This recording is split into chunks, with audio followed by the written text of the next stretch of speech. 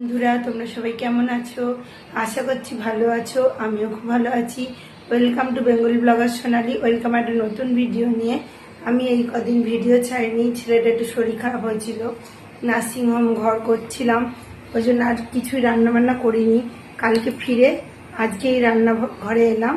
এখন সুস্থ আছে, ভালো আছে, সেই জন্য আজকে আবার ভিডিও স্টার্ট করলাম। তোমরা পাশে থেকো আর চ্যানেলটাকে সাবস্ক্রাইব করতে ভুলো না। এই কদিন দিতে পারিনি, কি করবো, একটু অসুবিধার কারণে। তা বন্ধুরা, আজ থেকে আবার ভিডিও চালু করলাম। তা চলো কি কি রান্না করছি তোমাদের দেখাই। কুকারে ডাল চাপিয়েছি, লাউ শাক দিয়ে মটর ডাল, আর এখানে ডিমের অমলেট করে নিয়েছি। আলু দিয়ে ঝোল করব। কড়াইতে নিয়ে নিয়েছি তেল, এখানে অল্প কটা আলু কেটে নিয়েছি। আর এটা করব, এখানে আছে সজনে ডাঁটা, গরমকালের সজনে ডাঁটা, সিম আর ঢেঁড়স দিয়ে একটা চচ্চড়ি করব। কড়াই তেল আমার গরম হয়ে গেছে, গোটা জিরে ফোড়ন দিয়ে আমি আলুগুলো সব দিয়ে গিয়ে কোনো ভিডিও আমি করিনি, কারণ আমার এমনি মন মেজাজ খারাপ ছিল। ওই জন্য আমি কোনো ভিডিও তোমাদের কাছে শেয়ারও করিনি আর করিও নি। আমি একবারে বাড়ি যাই, বাড়ি গিয়ে রান্নাবান্না করব, তখনই ভিডিওটা করব।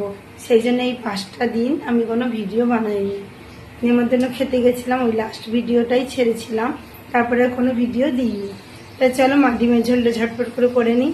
দেখো বন্ধুরা, এখানে মটর ডাল লাউ শাক দিয়ে হচ্ছে, লাউ শাকের ডাল হয়েও গেল। আর এখানে দেখো ডিমের ঝোল হয়ে গেছে। ডিমের ঝোল আর কিছু দেখানোর নেই, ওই জন্য দেখাইনি। আর এখানে দেখো সর্ষে বেটে নিয়েছি আমি। সর্ষে, নুন, হলুদ, সামান্য একটু চিনি দিয়ে আর সামান্য একটু লঙ্কার গুঁড়ো, বেশি খুব বেশি ঝাল হলে কিন্তু এটা ভালো লাগবে না। সজনে ডাঁটাটা পচে গেছে, দিন রাখা ছিল তো, সেই জন্য এর মধ্যে একটু শিম, ঢেঁড়স, 5 মিশালি চচ্চড়ি বানালাম। আবার কালারটাও কিন্তু খুব সুন্দর এসছে। একটু একটু জল দেবো আর কিন্তু ভালো করে কষিয়ে নেব। ডালটাকে নামিয়ে নেবো, নিয়ে আমি নিম পাতাটাও ভেজে ফেলবো।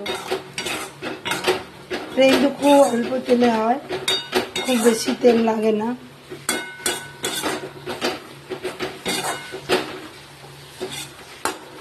এখন নতুন নতুন সজনে ডাঁটা উঠছে, সেগুলো কিন্তু খেতে খুবই ভালো লাগে। ভালো করে কষিয়ে নিয়েছি, দিয়ে পরিমাণ মতো জল দিয়ে দিয়েছি। এবার ফুটে ঝোলটা একটু টানবে, তারপরেই নামিয়ে নেবো। ততক্ষণ আমি ডাল নামিয়ে নিম পাতাগুলো ভেজে ফেলবো। বন্ধুরা, 5 মিশালি চচ্চড়ি হয়ে গেছে, আর এখানে লাউ শাকের ডাল, আর এখানে নিম পাতা ভাজা, সব রান্না কমপ্লিট। বন্ধুরা, আমি আর ছেলে গেলাম মন্দিরে, কৃষ্ণ ঠাকুরকে দোল দিলাম, তারপরে একটু হোলি খেললাম দুজনা। একটু শরীর খারাপ ছিল, এই জন্য একটু মন্দিরে নিয়ে গেলাম ঠাকুরের। দেখো কৃষ্ণ ঠাকুর কি সুন্দর সেজেছে, দোলের জন্য রাধা কৃষ্ণকে সুন্দর সাজিয়েছে। সবাই আনন্দ করছিল, ছেলেও একটু দোল দিল, আমিও দিলাম। আর এখানেও ঠাকুরকে সাজিয়েছিল নিত্যানন্দ মহাপ্রভু, হাত ধরে সেইরকম সাজিয়েছিল। মন্দিরে অনেকক্ষণ কাটালাম। তারপরে ওখানে জগন্নাথ, বলরাম, সুভদ্রাকে সামনে সামনে রং দিলাম। এখানে কীর্তন হতো, অতক্ষণ আর থাকিনি। দেখো বেলুন দিয়ে গোটা মন্দিরটা কি সুন্দর সাজিয়েছে। এইদিকে বেলুন, ওদিকে বেলুন, খুব সুন্দর করে সাজিয়েছিল। সবাই এসে কীর্তন শুনবে, করবে। এখানে আমি সব দেখছিলাম, কত সুন্দর ডেকোরেশন করে সাজিয়েছে। ওখানে গান হচ্ছিল দেখে কথা বলা যাচ্ছিল না, ভাবলাম ভয়েস দিয়ে দেবো। দেখো এখানেই রং রাখা ছিল, আবির। আমার ছেলে আমাকে রং মাখিয়ে দিল, তারপর আমিও চোখে আচমকা রং মাখিয়ে দিয়ে চোখের রংটা ঝেড়ে আবার ওকে আমি একটু রং মাখিয়ে দিলাম। আমরা মন্দিরেই মা ছেলেদের রং খেলে নিলাম, ওকে আমি রং মাখিয়ে দিয়েছি। দিয়ে আমরা তারপরে দিয়ে বাড়ি চলে এসেছি। একটু দুজনকে রং মাখিয়ে একটু হোলি খেলে এলাম। দিয়ে আর অনেকদিন পর তো ভিডিও দিচ্ছি।